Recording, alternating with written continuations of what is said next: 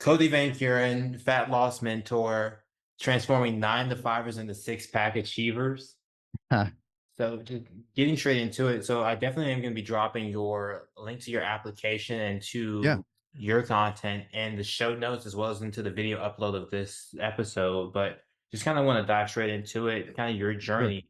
What took you from kind of being super in shape and motivated during your college years to becoming a working dad, not being in your best shape?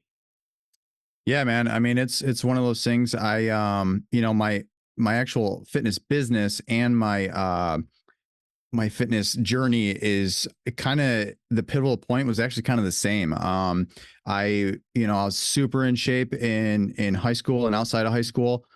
And then, that all comes to an end when you run out of time, right? So in the middle of school and, getting married and having kids and stuff like that, you run out of time and I did too. So I kind of try to figure out something that would work and kind of like a minimalist approach to fitness and that's what I teach a lot of my young entrepreneurs and clients that come in that just don't have the time. A lot of young dads, young moms, and yeah, so I mean it's just a minimalist approach to it. It's not the only way to fitness, but it's one way that you can really enjoy your life and enjoy time with kids.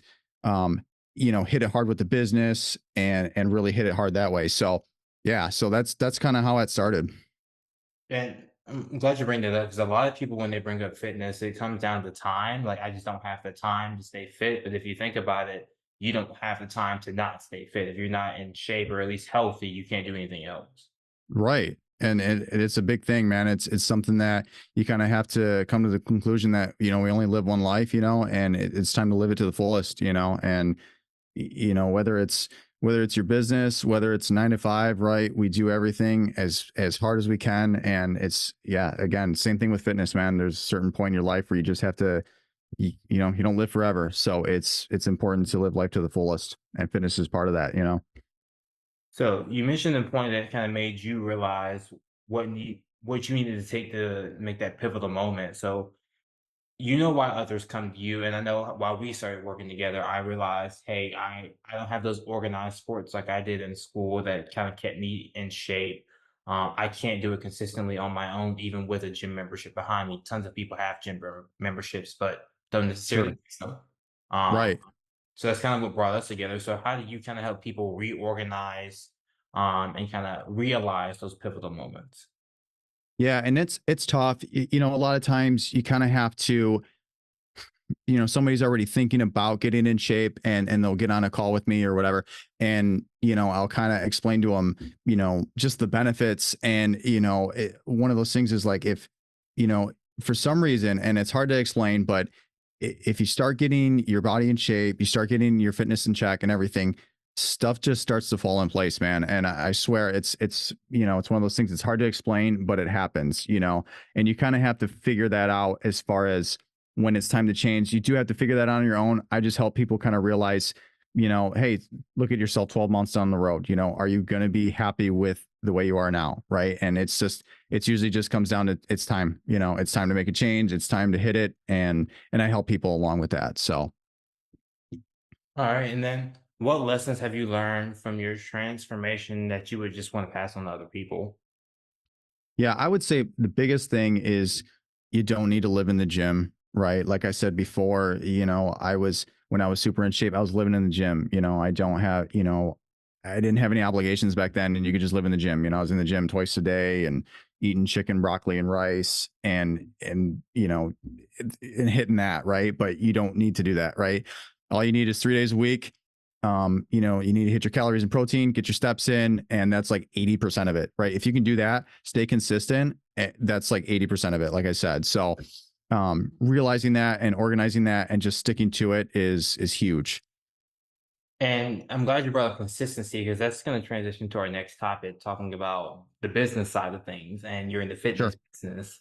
So a lot of business is about consistency. So what inspired you to become a lot of what you do is virtual, but you do in person as well. So how do Mhm. you balance those two approaches? And what is consistency? How is it a part of that?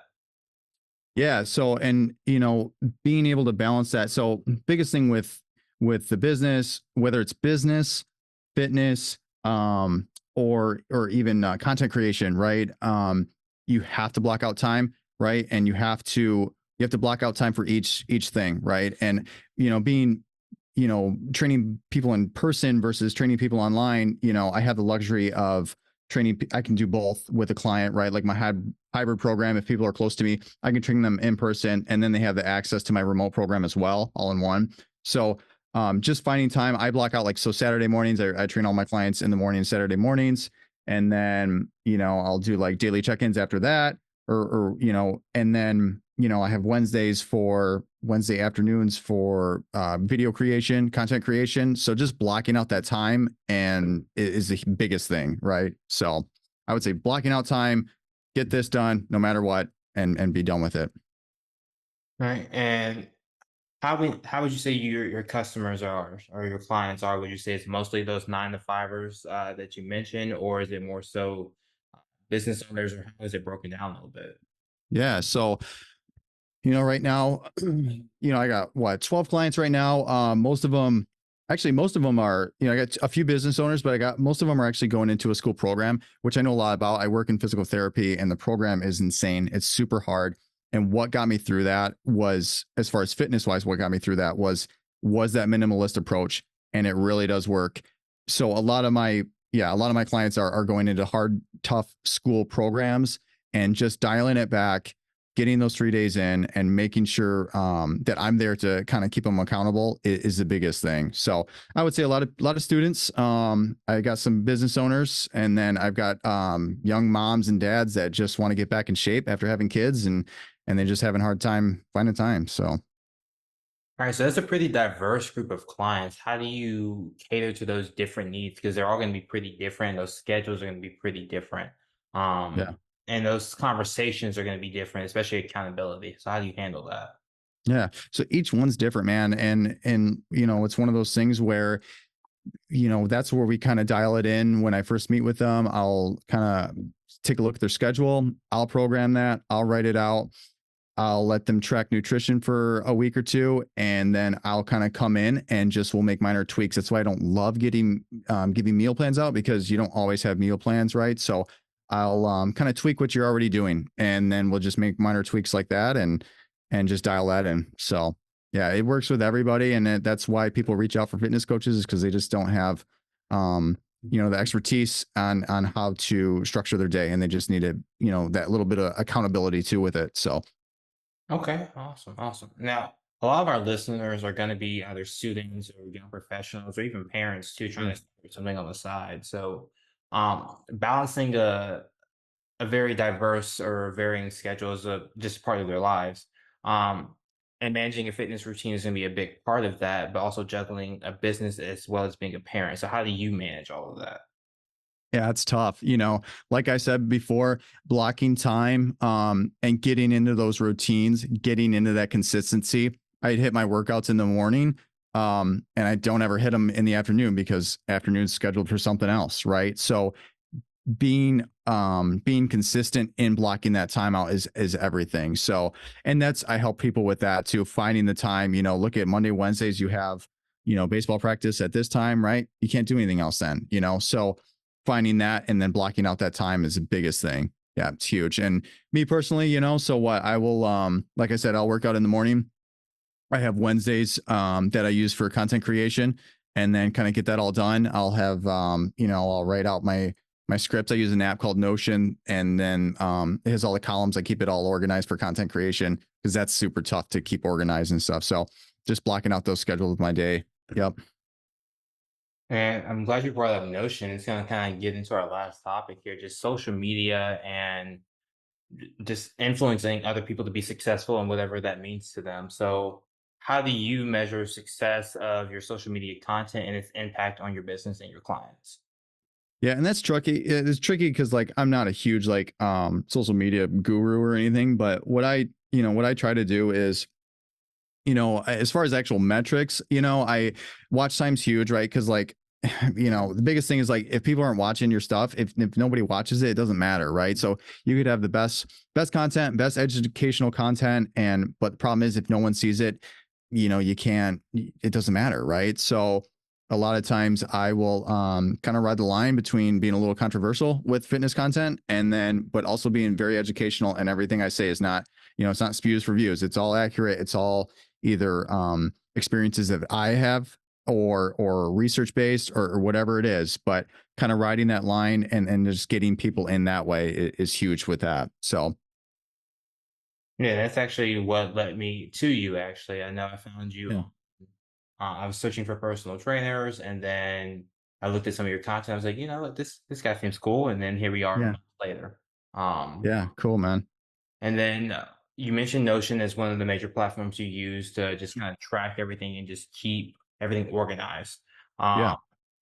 So Instagram seems to be your major platform. Anything else you use beyond Instagram, or Yeah, like I'll use, I actually originally started on TikTok, making TikToks and stuff like that. Same kind of deal. The way it is now, which is nice, is I can post to one app and I'm sorry, one like social media and it'll kind of I use an app that posts to everything. So it's a lot of the same videos on each platform. I might differ them a little bit between the platforms, but yeah, I'm on Instagram, TikTok, everything, Twitter, everything. So or X now, but yeah.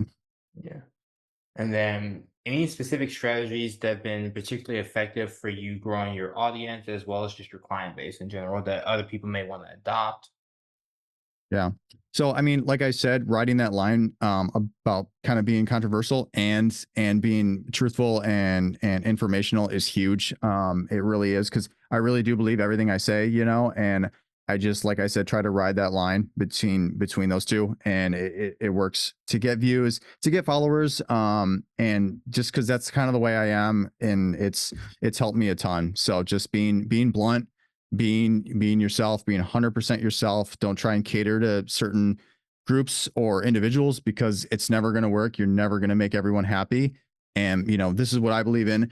I've had over 300 clients. This is what works for me and my clients, and I ride that all the way. So I don't care about what people think, and that's when it comes to social media in general, is post what you want to post. Don't care about what other people think because there's always going to be somebody that doesn't like it, right? So just 100% post what you want to post and believe in it.